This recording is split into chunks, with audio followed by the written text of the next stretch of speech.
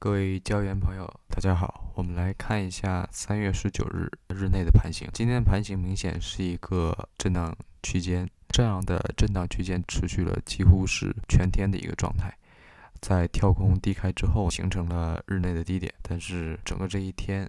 都没有一个明显的大的波动迹象，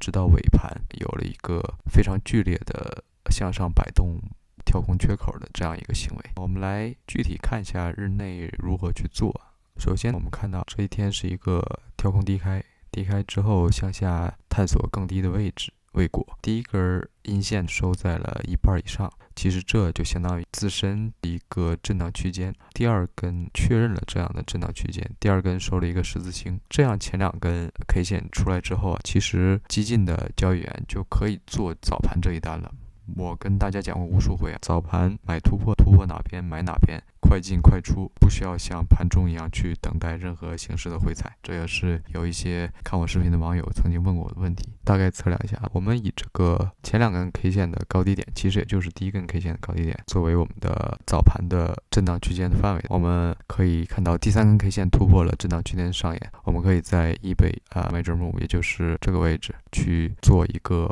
止盈，刚好在局部的高点拿到了止盈位置，也就是说你从第3号 K 线进到5号 K 线就出，就稳稳的拿了一个非常好的盈利。其实这也是我们系统给出的第一笔交易的建议，但是系统给的入场点略晚一些，因为它需要更多的 K 线的确认，稍微给了高一点的 target，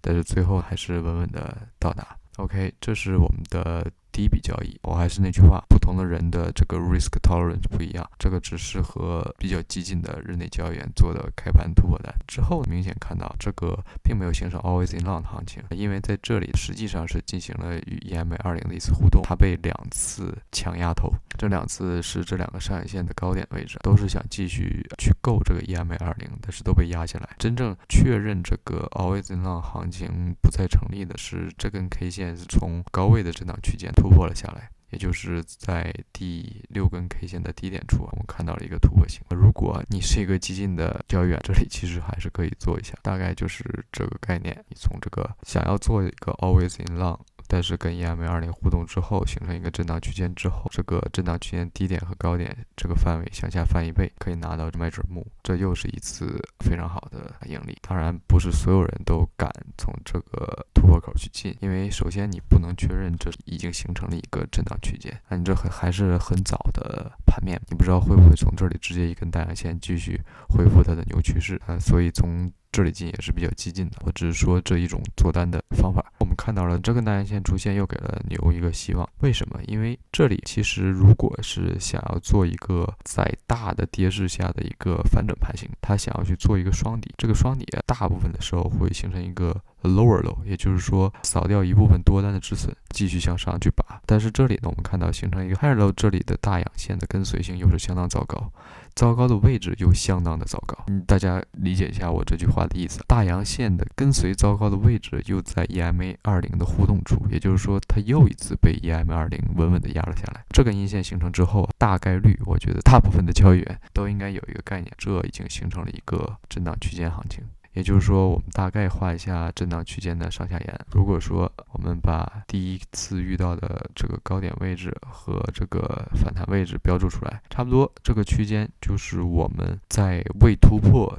之前做单需要 follow 的一个区域。也就是说，我们可以在这个区域的上半部分去做空，下1/3处去做多。但是我建议大家在这样的盘形里还是以做空为主。为什么这么说？因为我们还是运行在 EMA20 之下，屡次被 EMA20 拒绝之后呢，我们还是要在这样的盘形里主动去找做空的机会。做空机会可以从2方面去找，一方面是跟 EMA20 的互动，第二个方面是否到达震荡区域的上边界的位置。我们这样去找做空点位会有非常高的胜率，直到上边界被完全突破。我们可以大概看一下，如果我们延续这样的思路，大概会有多少次做空机会？这里是不是一次？本来以为会站上 EMA20， 但是迟迟没有突破第一次突破 EMA20 这根 K 线的高点，在高点处被稳稳打下来，然后又返回 EMA20 之下，所以这根 K 线的下沿是不是可以做空？做空的这个止盈点在哪儿？是不是在前期低点附近？止损点在哪儿？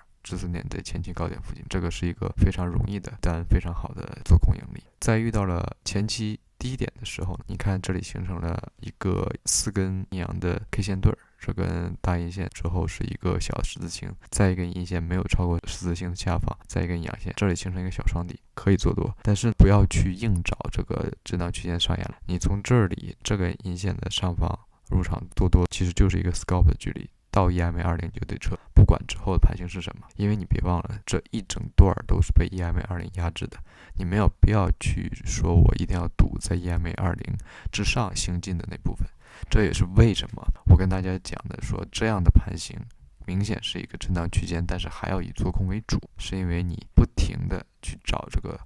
被 EMA 20压制的位置，会更容易拿到一个好的胜率。下一个单子哪里可以做？是不是在这里又被上面边界打下来之后，我们看到回到120之下，从这个 K 线的下方一个 tick 可以入场做什么？做空单。止损在哪儿？止损在这儿，这个高点处。止盈在哪儿？前期低点处，是吧？在这里是不是又能稳稳拿到一个盈利走人？这段做多做不做？如果是我不会去做，我会再等下一个做空的点位。下一个做空点位是不是在这里就可以做空了？但是我们大家要注意啊，当你这个震荡区间的次数在不停的增加，你一定要考虑到它的有效性是否还在，它是否要继续突破这个震荡区间下沿或者上沿，这都是有可能。不过无所谓，我们做这种震荡区间的行情是有这个觉悟的。我只输最后一次，我允许最后一次打到我止损，我就再不做了，我就要继续观测这个行情。所以止损在哪儿？如果我从这儿开始做空这根小的十字星线下方开始做